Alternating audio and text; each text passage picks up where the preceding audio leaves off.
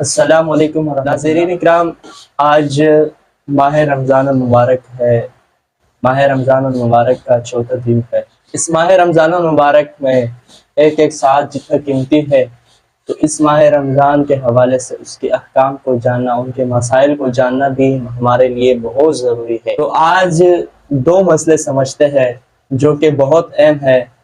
اکثر روزہ دار کو جب یہ مسئلہ پیش آ جاتا ہے تو وہ پریشانی کے عالم میں ہوتا ہے۔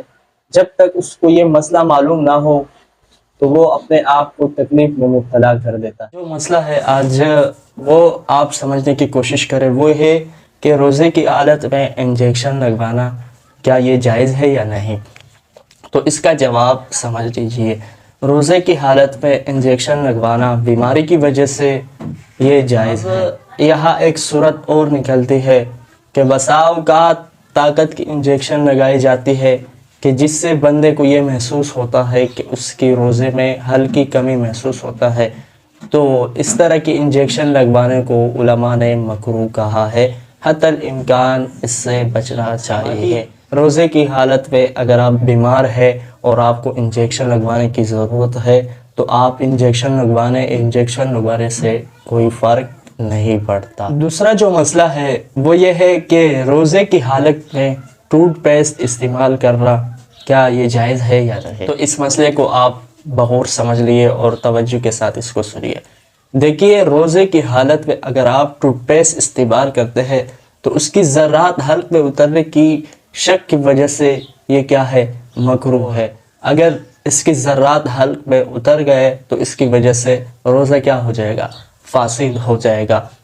بہتر یہ ہے کہ اگر آپ ٹوتھ پیسٹ استعمال کرتے ہیں تو صبح صادق سے پہلے آپ ٹوتھ پیسٹ استعمال کریں۔ ایک اور صورت ہے جو کہ بہت زبردست ہے اور اس کی وجہ سے آپ کی روزے پر بھی فرق نہیں پڑتا اور آپ کی روزہ بھی صحیح ہو جاتا ہے۔ وہ یہ ہے کہ روزے کی حالت میں اگر آپ مسواک کرتے ہیں تو اس کا بہت فائدہ ہے۔